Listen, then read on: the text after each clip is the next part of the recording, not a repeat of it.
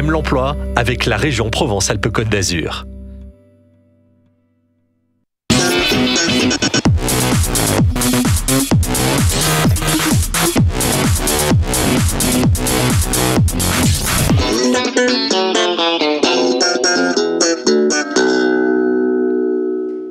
Bonjour et bienvenue dans Aime l'emploi, le rendez-vous des emplois, des métiers et des formations. Nous parlons aujourd'hui de la GPEC, la GPEC, la gestion prévisionnelle des emplois et des compétences.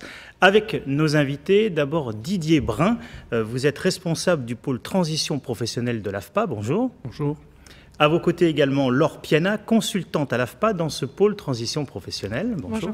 Bonjour. D'abord, le pôle transition professionnelle de l'AFPA, en quoi ça consiste? Qu'est-ce que c'est? Alors, tout d'abord, dans le pôle transition professionnelle de l'AFPA, on retrouve l'AFPA, donc Agence pour la formation professionnelle des adultes, dont le but principal est de former, que ce soit des demandeurs d'emploi ou des salariés, au métier d'aujourd'hui, voire au métier de demain. Donc l'AFPA, c'est plus de 300 titres professionnels au niveau national, 130 titres professionnels en PACA, qui recouvre divers domaines, qui couvre beaucoup de domaines, le BTP, bâtiments, travaux publics, l'industrie et le tertiaire également. On va retrouver des métiers assez variés, du style de la comptabilité, du style du commercial, mais aussi pour le côté domotique plutôt du BTP, pour le BTP pardon, plutôt du côté domotique, avec la gestion des maisons intelligentes, et également de l'industrie sur des métiers un petit peu en tension, du style métier de chaudronnier par exemple. Et il y a notamment la GPEC, la gestion prévisionnelle des emplois et des compétences. C'est conçu pour anticiper les besoins en ressources humaines des entreprises. Oui. Alors, on va faire un petit point sur le pôle transition, effectivement. Pôle transition professionnelle de l'AFPA. Nos missions sont de deux grands types.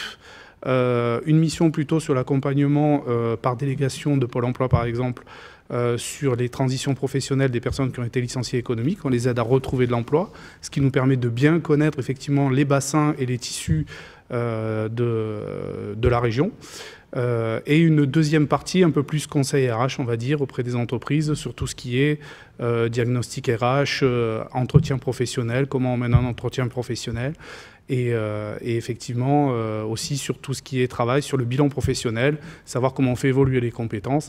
Et du coup, on en revient effectivement à cette question sur qu'est-ce que ça veut dire que la GPEC. La GPEC, en fait, c'est... Il faut comprendre que les besoins des territoires se transforment et les besoins des industries, notamment également, se transforment. Si je prends un exemple pour éclairer tout ça, il y a 30 ans de ça, on faisait de l'usinage manuellement. On est passé à l'usinage en commande numérique depuis quelques années maintenant, plus d'une vingtaine d'années. Et une nouvelle révolution arrive, ce qui est l'impression 3D. Tout ça oblige les entreprises à s'adapter et donc à prévoir un petit peu quelles sont les évolutions des métiers de manière à pouvoir être compétitif et pas se retrouver devant des difficultés de dernier moment en disant « mince, l'impression 3D arrive et j'ai toujours pas formé mes équipes ». Ou j'ai pas de salariés formés à ces nouveaux matériels. L'idée n'étant pas forcément de licencier et d'en recruter des nouveaux.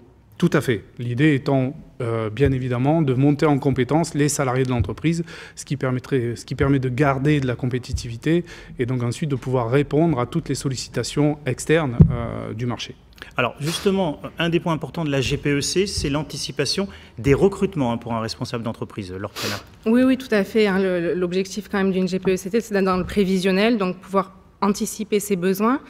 Alors le recrutement, oui, dans le sens où la GPEC, ça permet effectivement de mieux quantifier ses besoins de demain, à la fois au vu de ce qui existe actuellement dans l'entreprise, au vu des prévisions de départ en retraite, mais aussi peut-être des perspectives de développement et de la stratégie de l'entreprise. Mais pas que, parce que la GPEC, c'est aussi se demander si, à partir de ma stratégie, si j'adresse un nouveau marché par exemple, à partir des compétences que j'ai en interne, est-ce que je vais pouvoir adresser ce marché? Donc c'est d'abord partir de l'existant, se poser la question de quelles sont mes ressources en interne, de quoi je dispose, et ensuite à partir de là, on analyse cet existant au vu de sa stratégie d'entreprise, des évolutions du marché, des évolutions du territoire. Donc oui pour le recrutement, mais c'est d'abord aussi partir des compétences internes de l'entreprise. Parce que dans gestion prévisionnelle des emplois et des compétences, il y a bien les deux termes, gérer et prévoir. Donc c'est bien d'abord une gestion de l'existant pour accompagner l'évolution de l'entreprise, de la branche ou des filières économiques concernées.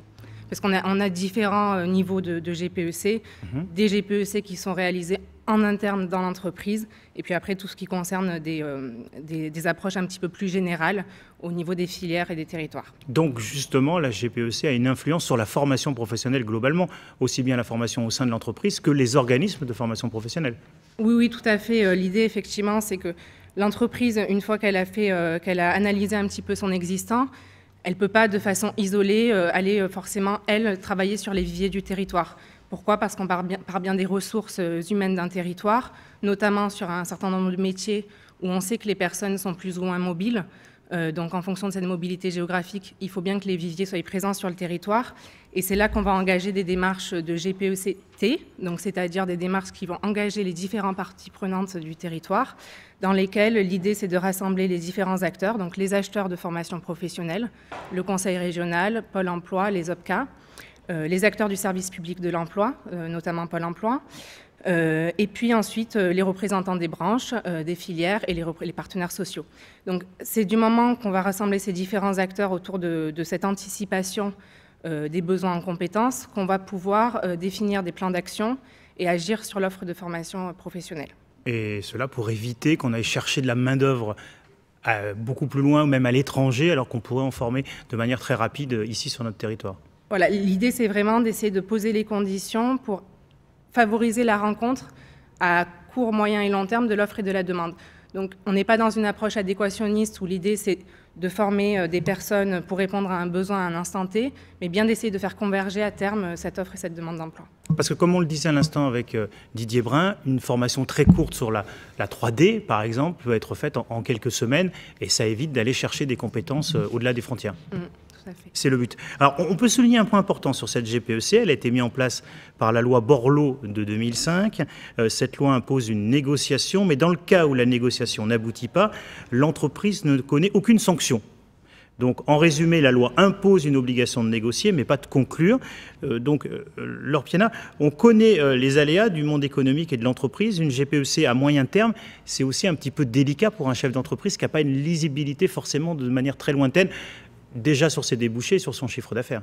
Oui, tout à fait. C'est sûr que une démarche de gestion prévisionnelle des emplois et des compétences, après, on n'est pas dans une logique de boule de cristal.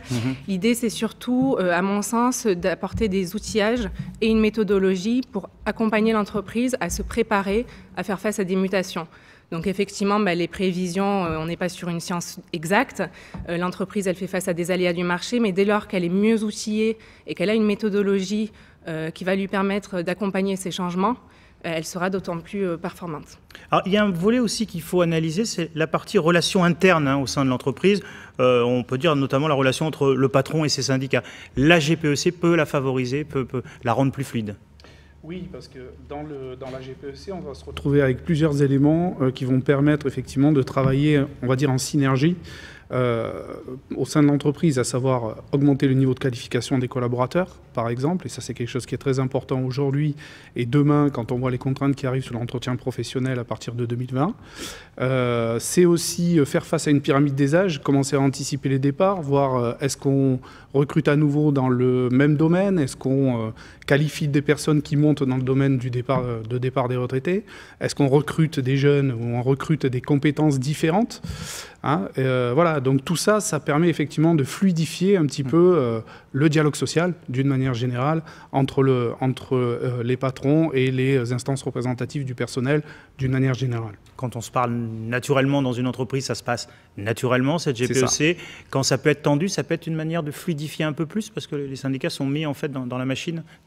Oui, parce qu'on va parler de recalibrage des postes, on va... L'idée, c'est effectivement de bien faire monter en qualification l'ensemble des collaborateurs. On se retrouve parfois avec des entreprises qui, pendant des années, n'ont pas spécifiquement qualifié leurs salariés et ils les ont fait monter par des formations internes, mais sans qualification derrière. Donc l'expertise, ils l'ont. Pour autant, la qualification n'est pas reconnue. Donc ce travail sur la GPEC, c'est aussi aller chercher cette reconnaissance pour l'ensemble des collaborateurs et permettre effectivement de fluidifier le dialogue social. Alors, quelques mots sur ce que permet la GPEC. D'abord, on ne l'a pas précisé, c'est à partir de 300 salariés. Une entreprise de 300 salariés est concernée par cette GPEC. Oui. Absolument. Alors, qu'est-ce qu'elle permet, cette GPEC? Adaptation, prévision, et donc pour l'entreprise, ça permet de lisser effectivement l'activité sur plusieurs années et de bien anticiper ce qu'on appelle les mutations économiques. C'est ça qui est important. On est en pleine révolution informatique, numérique. Aujourd'hui, on voit de plus en plus de métiers qui se font à distance. On a peut-être, on a vu des reportages sur, par exemple, le système de diagnostic médical à distance. Donc, on commence vraiment à intégrer le à distance pour l'ensemble des suivis, même pour les personnes âgées. On sait que dans notre région, on a ce qu'on appelle de la silver economy, hein, donc on travaille aussi, et comme le fait le conseil régional, hein, sur des opérations d'intérêt régional, et notamment la silver economy, sur des points où effectivement aujourd'hui il faut qu'on évolue, qu'on change les compétences, et il faut qu'on s'y prépare dès aujourd'hui. Qu'est-ce qu'on peut tirer aussi comme avantage d'une GPEC, un ou deux exemples de ces avantages? La gestion des carrières, je le disais, la pyramide des âges. Qu'est-ce qu'on peut tirer comme avantage? On peut tirer aussi, je pense, c'est la maîtrise du futur. Voilà, je crois que d'une manière générale, c'est comme ça qu'il faut le voir. C'est vraiment la maîtrise du futur. C'est-à-dire qu'on se prépare à être opérationnel le jour où une mutation arrive. Je parlais de l'impression 3D en usinage au début. Clairement, l'impression 3D aujourd'hui, c'est un processus qui se développe énormément. Si toutes les entreprises d'usinage ne sont pas prêtes, on va voir exploser un certain nombre de petites entreprises qui vont faire que de l'impression 3D, et ça pourrait mettre en danger effectivement les entreprises qui ne seraient pas prêtes à ça. La GPEC sert à ça. D'accord. Et quel type de professionnels accompagne les entreprises pour élaborer ces GPEC? Est-ce que déjà ça se fait plutôt en interne, ou est-ce que ça peut se faire en externe avec un professionnel? Les deux. Les deux. La réponse est les deux. Alors maintenant, on va se retrouver avec, je pense, des entreprises d'une dimension assez conséquente qui vont gérer par leur service RH cette GPEC. Mais on peut aussi se retrouver avec des entreprises de taille moyenne, les PME, hein, parlons clairement des PME, qui vont certainement avoir besoin d'un appui externe pour tout ce qui est diagnostic, s'appuyer aussi sur ce que disait Laure, hein, à savoir les GPEC territoriales, donc savoir un petit peu l'activité du bassin, vers quoi il se tourne.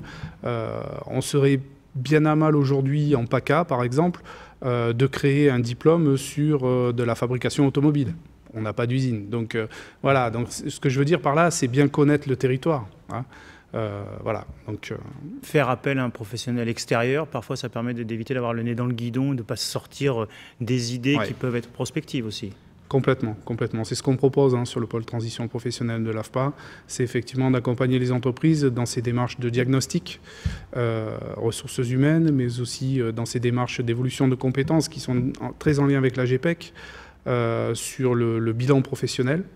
Et voilà, donc effectivement, on peut appuyer les entreprises et travailler avec eux une démarche de GPEC. Laure Piana, vous avez déjà travaillé sur des GPEC pour des structures, des entreprises, des exemples de ce qui a pu être mené? Oui, tout à fait. Alors, on peut avoir différents exemples. C'est vrai qu'on parlait tout à l'heure d'accompagner des entreprises à des démarches de GPEC. Souvent, nous, on va aussi les accompagner sur des besoins très spécifiques dans le cadre de ces démarches globales. Donc, pour vous citer un exemple, on a travaillé avec l'OPCA, donc organisme paritaire collecteur agréé de la branche, l'OPCA UNIFAF, hein, qui concerne la branche sanitaire et sociale, qui avait identifié au sein de ces entreprises une problématique autour de l'encadrement intermédiaire. Pourquoi? Parce qu'aujourd'hui, dans cette branche professionnelle, il y a de profondes mutations qui ont conduit à une tendance au regroupement des structures, à plus de mutualisation, et puis les structures sont passées d'une logique de subvention à une logique plutôt d'appel à projet et de travail sur cahier des charges. Là, on parle de maisons de retraite, on parle de quel type de structure? Oui, de tout ce qui est aussi association d'aide sanitaire et sociale. D'accord. Donc, tout ce qui concerne aussi le handicap, ce type de structure. Donc, c'est vrai que ces structures-là, elles ont besoin de faire monter en compétence les postes d'encadrement intermédiaire qui, du coup, ont besoin davantage de compétences sur tout ce qui est la gestion des ressources humaines, la connaissance du droit social, la gestion de projet. Et donc, dans ce cadre, l'OPCA UNIFAF nous a mandaté pour construire un outil en fait, d'évaluation des compétences des encadrants intermédiaires et voir à partir de ces compétences comment on pouvait organiser une montée en compétences ou une mobilité interne, donc au sein de la branche, ou externe. Pourquoi? Parce que ce sont aussi des personnes qui sont demandeuses d'évolution professionnelle et des métiers qui sont soumis à des risques d'usure professionnelle. Donc, partant de ce diagnostic réalisé par Unifaf, nous, on a construit un outil très concret qui permet de repérer les compétences et puis de travailler sur la mobilité professionnelle des salariés de ces structures-là. Un autre exemple vous vient en tête? Un autre exemple qui sera plus sur une démarche de GPEC territoriale.